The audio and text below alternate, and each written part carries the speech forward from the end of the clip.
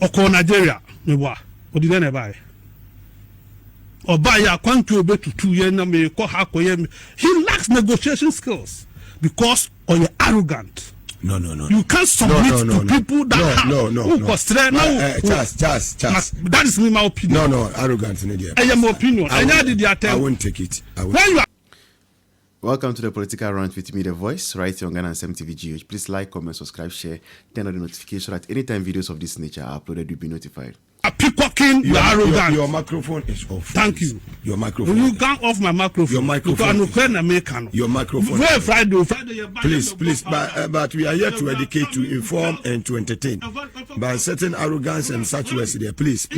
With all due respect, please, Makati, please. Since when has arrogance become an insult? The John we know when you will be. The John you know. If you want to criticize him, you can criticize him. I have criticized him and I've told you why he has not been able to secure a single negotiation. Because now the same idea now we show this was right. Made in their mouth. Can be before for an American Mugabe. Share Sankofa. Ye Juma. Ye Sankofa ye fields, you won't say what 3 fields. Ye were Jubilee, ye were 10, ye were Sankofa. Mugabe. Omu produce as of 2024. No more 500 barrels. 500,000 barrels a day. Ghana for yes for 2 ways now cotton abroad. But as we speak, we are to say 450,000 barrels of oil has been ordered, and I mean more expected say very soon. Very soon. And why are you coming to tell us say we have 2.6 days? Catch me, Mugabe, reconcile the two. Why afterthought? What got 2 bomb? Why are you coming to tell Ghana for say you have 2.6 days? Now you don't 2.6 days that. How does he calculate it? Or calculating the same? Very well. Catch them. Let's move on. Man for your man, you know what catch me. Start man way on the Dibeko ditch. If there is one person who will send this government packing, it is the energy minister. And the earlier they watch the better for the government, because more people are dedicated, they are committed, and they are working their hearts out. Some of them took over PMMC. Within 60 days, no one creative board, a drafty emra, and their co-parliament Maya Passy, ahead of Tamila President Dimano. God board, I am looking to say, Amantemo says, at the camp for. Paul Amante no said the camp for. God board na $2 within 4 months. A month for a year, one day within 4 months. 4 months, won't mean you say it is too early. Nano me quoting go for be like Modi say campaign eti amono ma dwene ho samosa kofa ba wo me aneba ene ye be sa double no obi nso se mo nso so mo sa ko mo kofa kan Japan ba de ene party be se gu na mo yesa na party na gu se to tese mo pese mo gu je odi ene mo ase mo pese mo NDC for ne sere ye ya komisi be wu afri asase so mani age mo pese mo gu party no mo de ma no gu party. The voice of MPP is me. Who be some go MPP no na just say NDC for ne twetwe mesre ne abasa de bia asa na mo pe ho. Apostle me chia pa apostle. Munya de mo ye no. Apart from MPP any party bia wo Ghana ha bio. De aka no kora me hu omo se party fufuru bi wo Ghana. Mesre mo. Munya de mo ye no. Ne nyesa ye party ni be gu se to. Aje some de mbe flag bearer. Me so e bia na mindru ba bia mo de mindru ho me sra mo wo ya kan Japan supporter wo ya ba o me supporter what you should ever think about ma me kasa say man my video bia ma guy bi me be video bia ma guy bi me be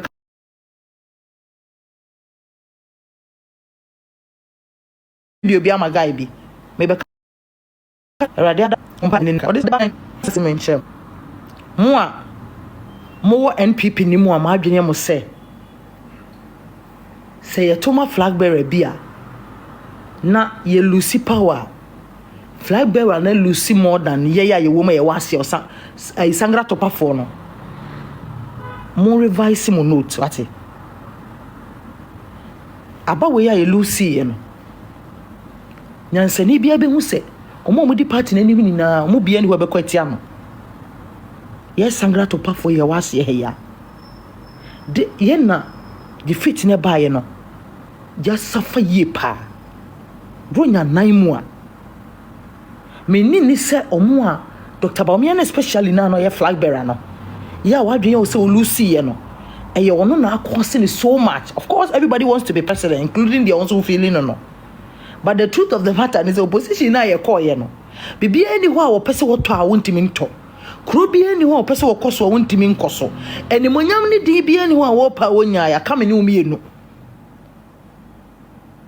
me ne umienu na aye eba no ye na sa defeat we akose ye papa me NDC for ne sra asere me no NDC for no mo chanti region na minimum no me no mo ko TV ni o mo sere me ankasa me Facebook o mo twera me mfi o mo because one hwe na makoka asem bi ni se meka ena mu nso me ye sure se mo no mu ni usese ye huru nipa ya on mu de se mu bi ye huru MPP enya mo ya me ye huru MPP enya me ya o me je odi pa mini je odi na MPP aba opposition ama NDC fo ni na twetwe MPP fo twetwe ye esere ye parce se ye ni ano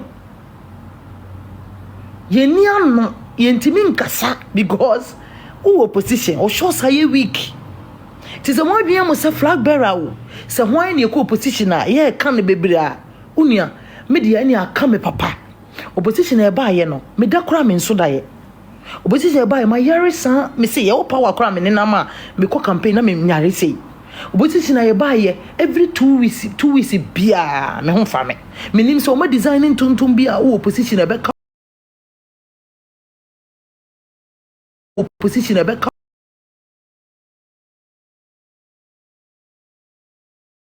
nim what is happening. She said, "Whoop-a ne person ne say, opposition e buy me to the affect me ye papa. Okay, I don't foresee. To be honest with you, opposition e buy ye. My ya she say me hu antotom come here antotom abeni na mu ade. Opposition e buy ye. Ama me ntase kra me ka onan.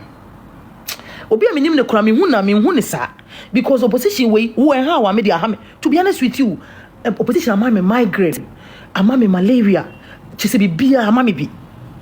I don't even understand. Iti mu am won chena mo adwe mo say flag bearer ne elusu ya ha no. To be honest with you, wo dey ha me dey ha mpa. Opposition kura ha ye. Abroche fo ko so mo mfra mu ntima mo Ghana kura ha ye. Abroche fo ko so mo mfra mu ntima mo Ghana mo hu so opposition ya ba no. Cause ha hem ama ya brabo on.